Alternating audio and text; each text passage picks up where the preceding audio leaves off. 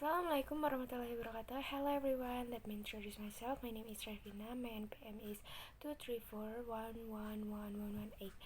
Now I will explain about organization and organizational effectiveness. An organization is something that exists in almost every part of our life. From the moment we are born, we are already part of one, starting with our family, school, and eventually the workplace. In simple terms, an organization can be defined as a group of people who work together in a structured and coordinated way to achieve a common goal. But if we look deeper, an organization is not just a group of individuals. It is a system, a living dynamic structure where people, research, and process interact to create results that no single person could achieve alone. Organization exists because people realize that cooperation makes things possible. No one can do everything by themselves. By working together, we can complete tasks faster, share skills, and achieve much larger goals. For example, think of a furniture company. Inside that company, there are designers who create ideas, production workers who build the furniture, marketers who sell the products, and finance teams who manage the company's money. Each person plays a different role, but together they share one purpose: to produce high quality furniture that satisfies customers and bring profit to the company. The purpose of every organization may vary, but it always revolves around achieving a specific goal. For business, that goal might be profit and market growth. For school, it is education and character building. For non-profit organization, it could be serving society and improving welfare. Whatever the goal is, an organization provides structure and direction for people to work toward that purpose. Beyond its purpose, an organization also performs several important functions. First, it acts as a coordinating mechanism. By organizing people and research, it ensures that everyone knows what to do and how their work fits into the bigger picture. Second, it serves as a system of division of labor. Not everyone can do everything at once, so responsibilities are divided based on expertise and position. This makes work more efficient and helps avoid confusion or overlap. Third, an organization provides efficiency and order. With clear system and rules, research such as time, money, and manpower are used more wisely. And lastly, organization creates social connection. They bring people together, allowing them to share ideas, support one another, and build a sense of belonging. To operate effectively, an organization must have several essential components. The first and most important is people, the human element. Without people, there is no organization. People provide the energy, creativity, and intelligence that drive all activities. The second component is the goal, the direction or desired result that the organization aims for. Without a clear goal, an organization will lack focus. The third component is the structure, which defines roles, responsibilities, authority, and communication channels. The structure ensures that everyone understands their position and how decisions flow from leaders to employees. The fourth component is research, including money, materials, technology, and information, all the things that support daily operation. The fifth component is the environment, both internal and external. Internal factors like leadership, culture, and motivation shape how people work, while external factors such as the economy, competition, and technology influence the organization's strategies.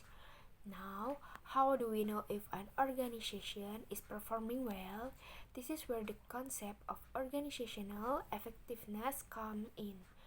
Organizational effective refers to the degree to which an organization achieves its goals efficiently and successfully.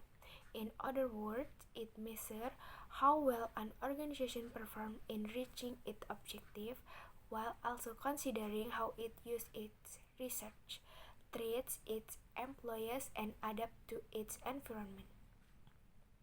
An effective organization doesn't just achieve results, it does so in a way that is sustainable, efficient, and motivating for its members. It's not just about reaching the goal, but also about how that goal is achieved. There are several indicators that can be used to evaluate organizational effectiveness. The first is goal achievement, whether the organization is meeting its target and fulfilling its purpose. The second is efficiency, which looks at how well research are being used. An organization that wastes money, time, or human potential cannot be considered effective even if it reaches its goals. The third indicator is employee satisfaction. When people feel valued, motivated, and supported in their work, they are more likely to perform better and stay loyal to the organization. The fourth indicator is adaptability, the ability to adjust to change in the environment, such as new technology, market trends, or economic conditions. And the fifth indicator is long-term sustainability. A truly effective organization is not only success today, but also prepare for future challenges. Let's take the earlier example of a furniture company. Imagine the company decides to improve its organizational effectiveness. It starts by clarifying roles and responsibilities for every department, so everyone knows exactly what they are accountable for. It then invests in employee training to improve skills and introduce new technology to make production faster and more precise. The management also pays attention to employee well-being by providing bonus and a comfortable work environment. As a result, productivity rises, the quality of furniture improves, customer satisfaction grows, and the company reputation strengthens. This shows how proper management and attention to effectiveness can create success across the entire organization. However, achieving organizational effectiveness is not easy. Many challenges can arise, such as communication breakdowns, internal conflicts, lack of leadership, or resistance to change. This is why leadership plays such a crucial role. A good leader guides the organization, motivates people, and sets an example through action. Leaders must be able to make decisions quickly and wisely, resolve conflict fairly, and inspire their team to work toward common goals. A strong and visionary leader can transform a group of individuals into a high-performing and performing organization. In conclusion, organization and organizational effectiveness are deeply interconnected. An organization provides the structure, the system of people, goals, and process, while effectiveness determines how well that system functions. A truly effective organization is one that not only reaches its goals but also does so in a way that is efficient, ethical, and sustainable. It values both result and people. It adapts to change, communicates openly, and continuously strives for improvement. In today's fast-changing world, every organization, whether a global corporation,